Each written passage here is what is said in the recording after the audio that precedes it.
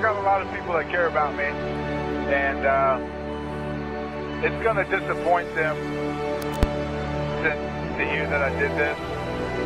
I would like to apologize to each and every one of them.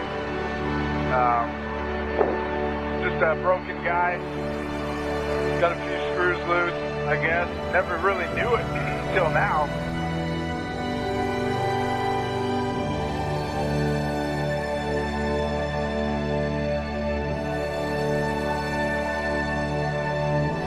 I'm down to 2,100. I started like 30-something.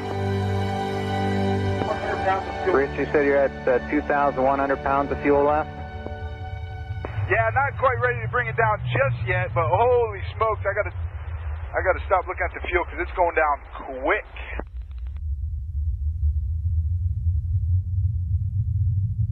Damn it, Andrew! People's lives are at stake here. Now, Rich, don't say stuff like that. Nah, I just told you, I don't want to hear no one. I just want you to whisper sweet nothings into my ear.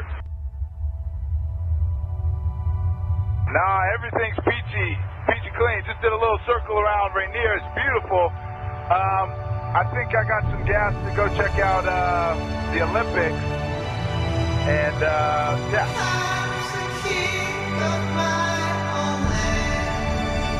Man, have you been to the Olympics? These guys are gorgeous. Holy smokes.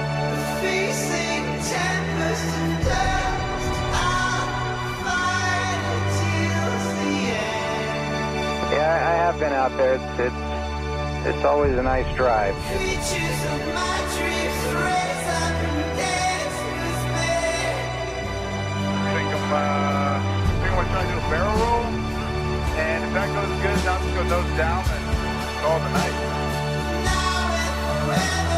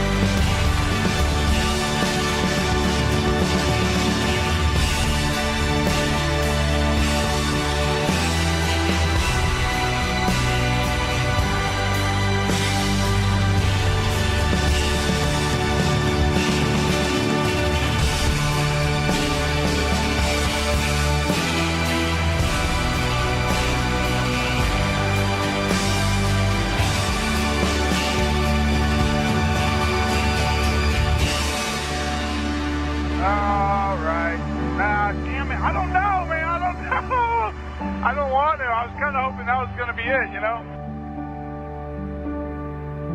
But, yeah, I wouldn't know how to land it. I wasn't really planning on landing it.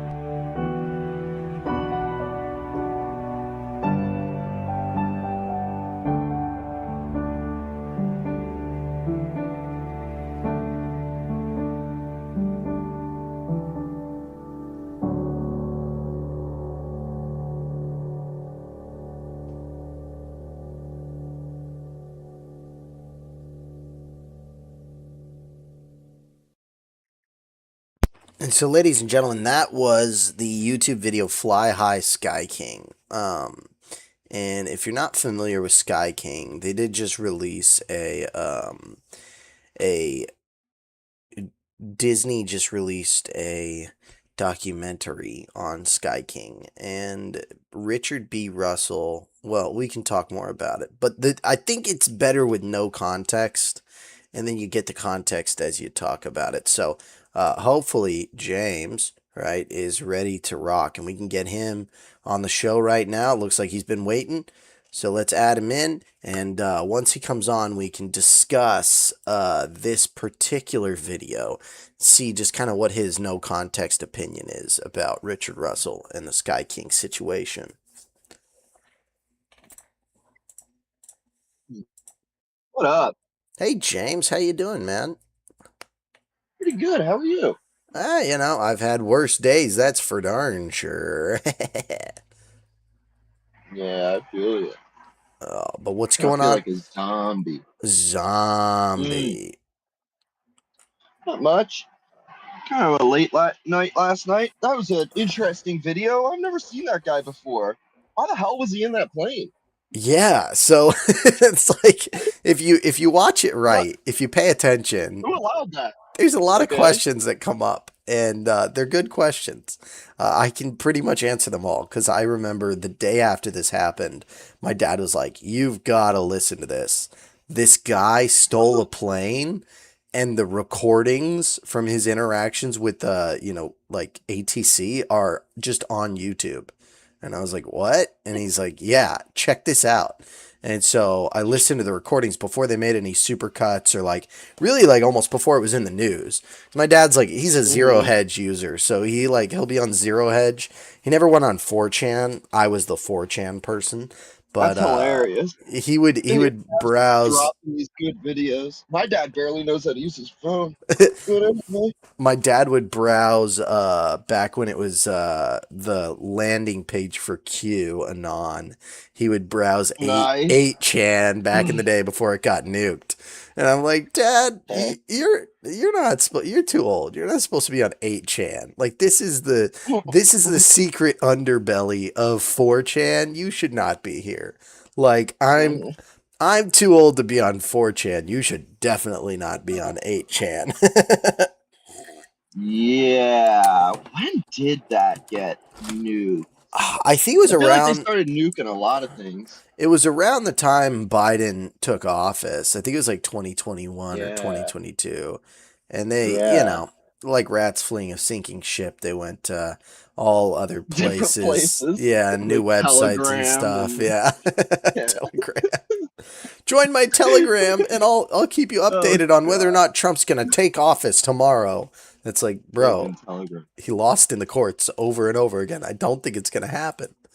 But hey, he's in the White House now, I guess. So okay, here's what happened. Let me give you the quick lowdown. Right. Richard B. Russell is clearly depressed or something.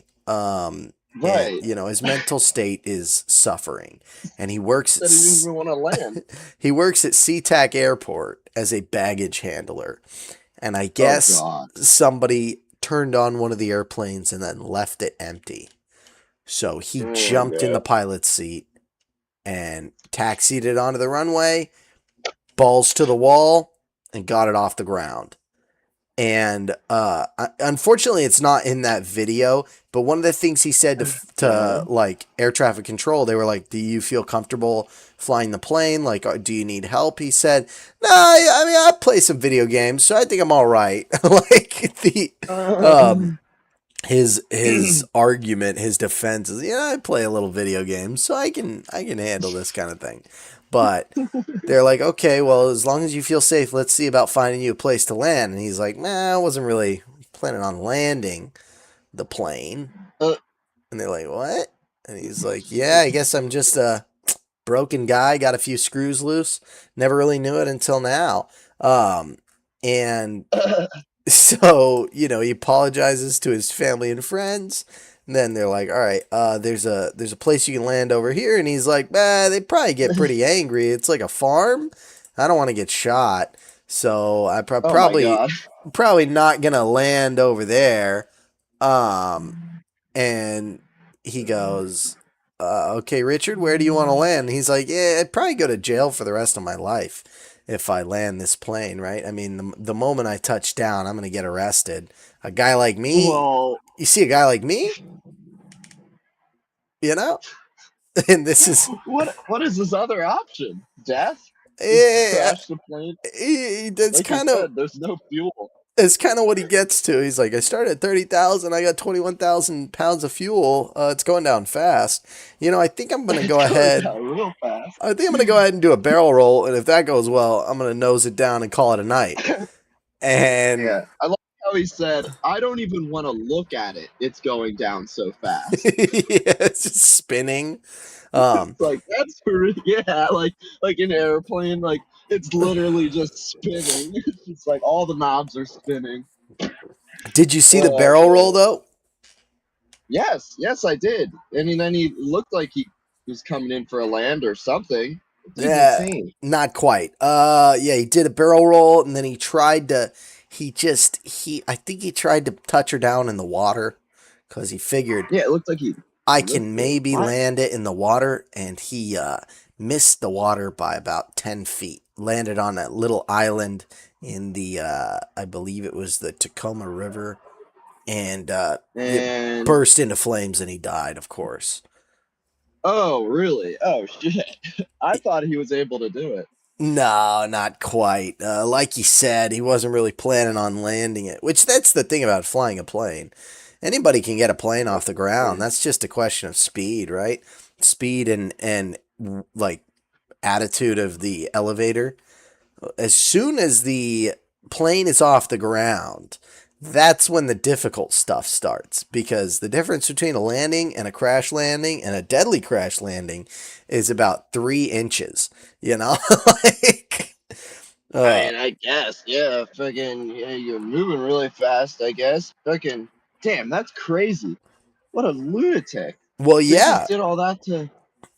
Well, I mean, so a lot of people, regarded him as quite the hero, and this isn't to Yeah, glorify I guess. that behavior. Obviously, Sure. if you need help, go see Like a psychiatrist or something, or a therapist, instead of some stealing a killdozer shit. plane.